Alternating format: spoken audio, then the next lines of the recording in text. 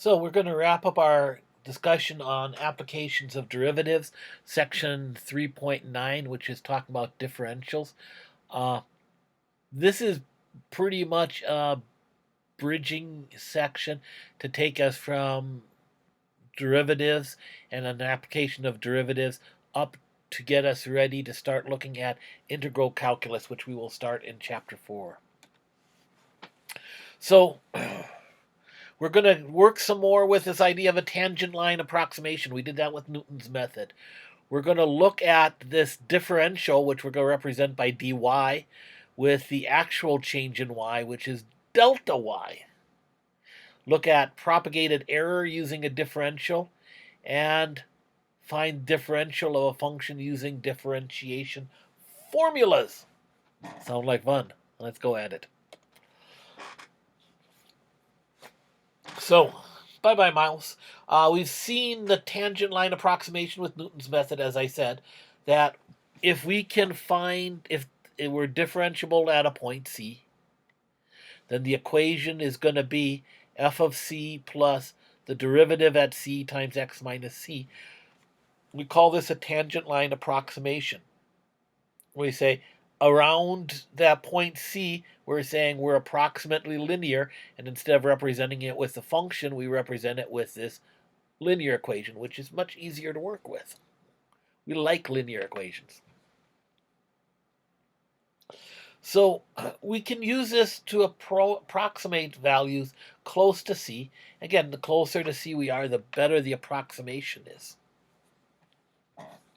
So to see what we're talking about, we have the function f of x is the cubed root of x minus 2, and we want a tangent line approximation at the point 10, 2. So you would find the derivative, and again we got the general power rule because we got a function down here. You can't forget about that. Well, it is officially, again, chain rule, but the derivative of x minus 2 is 1, so we're kind of good. So we go, whoa, hey, thank you.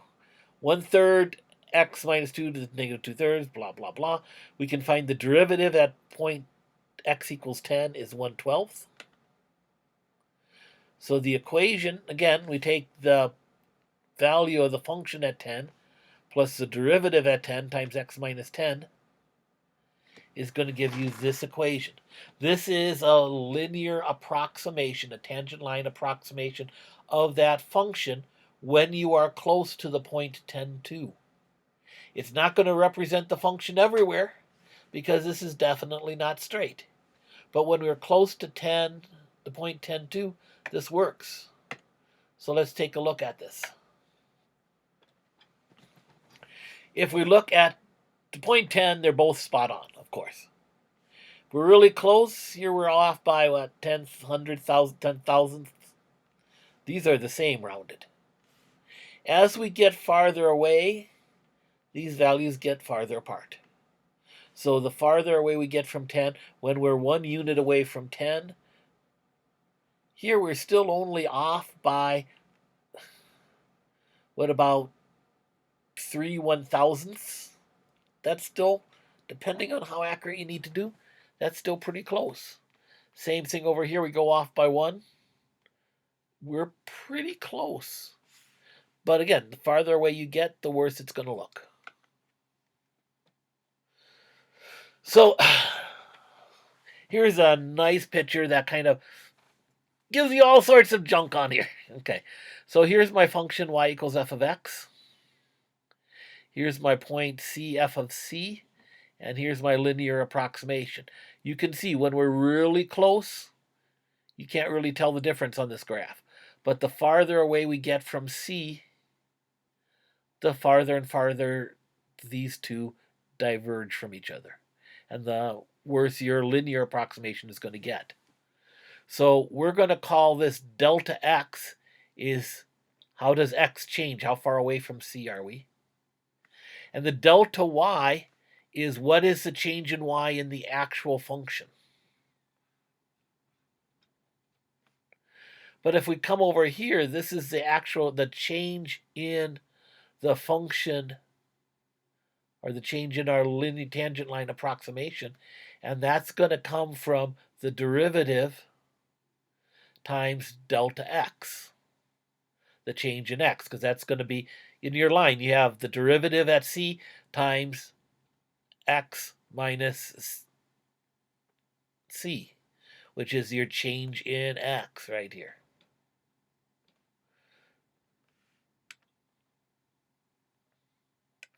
Oh, and here. So when the delta x and the delta y are the actual changes, but we can use a approximation, and we call that the differential. Now for x, delta x and dx, the differential of x, in this case they're exactly the same. But for y, the actual change, delta y, and this differential, which is the derivative times delta x, is going to be the approximate change. And they're not exactly the same. But this is what we mean when we call about the differential, and we'll call that dy. So dy is going to equal the derivative of x times dx. And this is this notation we're going to use when we're talking about these things called differentials. So dx is kind of your change in x, and dy is kind of your change in y. But now when we're talking about these differentials, we're talking about it, the approximation from the tangent line approximation when we hit that dy. So let's work through one of these. Find dy when x equals 2 and dx equals 0.0. Oh, I was going to fix that and I didn't. So we're going to fix it the cheesy way. There we go. That's fixed.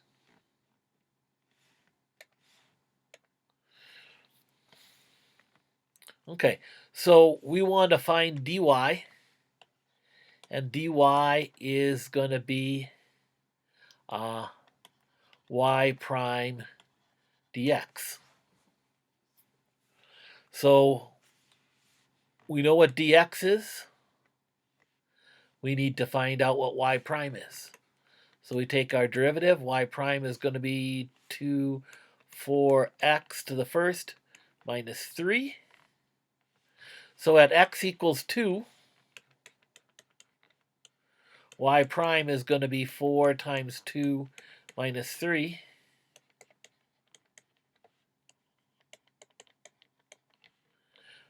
So my dy is going to be 5 times dx, which is 0.001. So that's 0.005. So that's using the differentials. My change in y is 0.005. If we want to find the actual delta y is going to be y2 minus y1.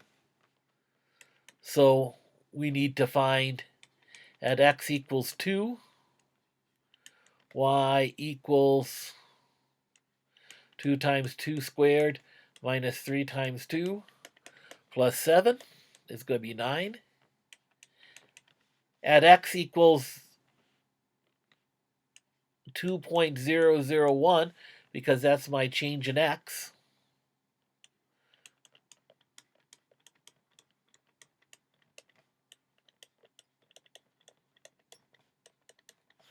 and we're very thankful for calculators. That gives you 9.005. So my delta x is going to be 9.005 minus 9 is 0.005. So in this case, they're actually the same. Again, we only moved a 0.001, 1/1000th. The closer you are, the closer these two are going to be. The farther apart these are, the farther apart these two are going to be. But again, we're talking about using this for approximation. So, and approximation's always going to give us some error.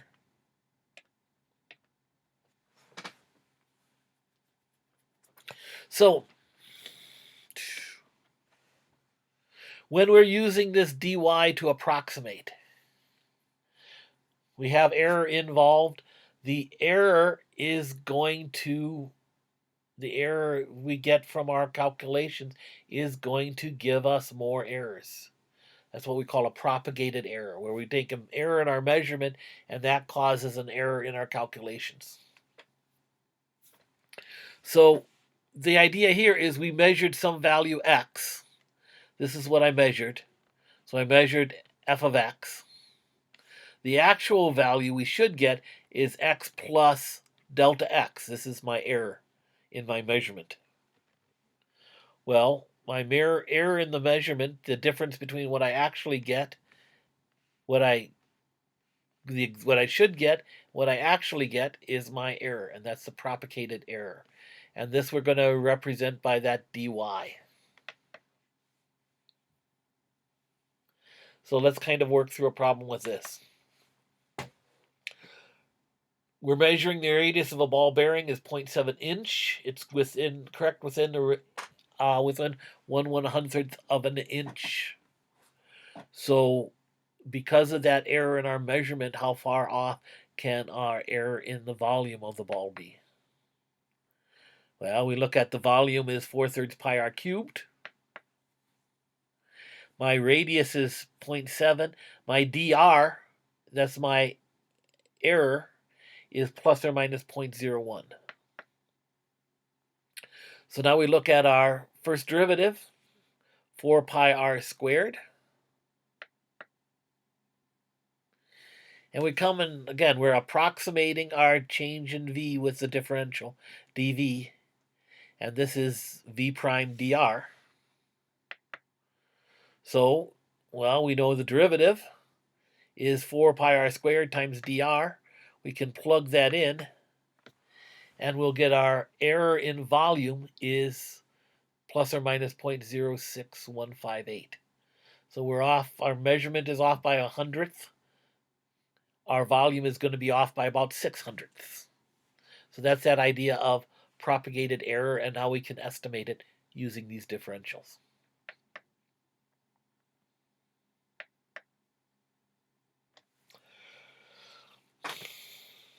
Now, talk about some notation. You notice we've been using, sometimes for derivative, we say dy dx equals y prime. Look about this. We multiply both sides by dx. Well, this isn't, it's just a notation. It's not a fraction. But if we treat it like that, we get dy equals y prime dx, which is how we defined our differential. So that's kind of the reason we use this notation. It fits in with the idea of this. So this is our derivative form, what we used when we started talking about derivatives. This is what we call differential form, because we pulled this apart. Instead of saying the derivative, we're saying dy, looking at those differentials there. So this is, back when we started talking about development of calculus, and it's, a lot of people say, yeah, calculus was defined by Newton with his Principia Mathematica, and there's a whole bunch of stuff in there. Leibniz also was coming up with the same stuff at the same time, and there's that big argument goes on between, really big math nerds. But this was his notation, this differential notation. And it is kind of useful, and we're going to be using that heavily when we get to the next chapter. So that's kind of why we bring this up here. So as derivative form, we would say dy dx equals 2x. But differential form, we would say dy equals 2x dx. So they're basically two sides of the same coin. So again, using some of these derivatives, using this notation, we can look at our rules, constant multiple rule, sum and difference rule. These are just how we would write these different rules using this differential form. So we might see those. Yeah, I know. So last thing, because I'm just about, as you see, I have a class in 10 minutes. Okay. To approximate a value, we can use this idea. So if f of x is going to be f of some, we pick some point c plus some error, f of c plus delta x. So that's approximately f of c plus f prime times dx. And you say, wouldn't it just be easier to plug into f of x? Well, sometimes yes, sometimes no. This idea of approximating is, again, useful. You don't have technology, calculator handy to do. The trick is we pick a point of c that, it might not be easy to evaluate f of x, but it's easy to evaluate f of c and f prime of c. If I can figure a number that works, then this approximation can save me digging out a calculator as such.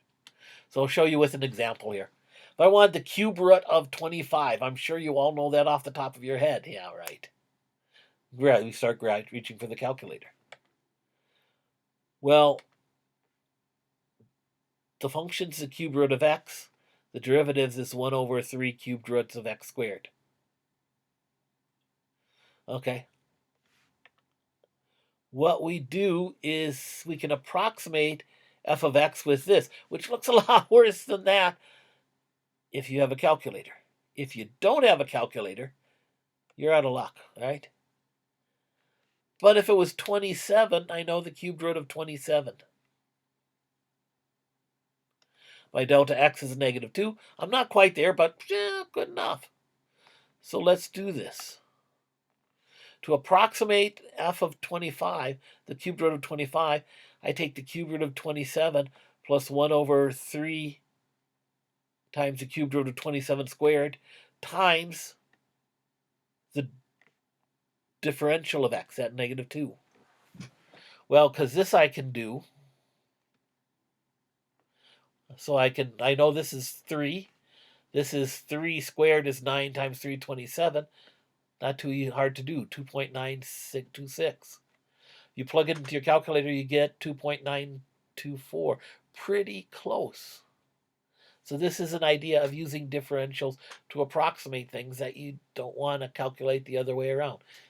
Again, one of those things that was more useful before we had calculators, such nice calculators handy, but another application of some of the stuff we're doing. So let me give you some problems to work on. Have fun.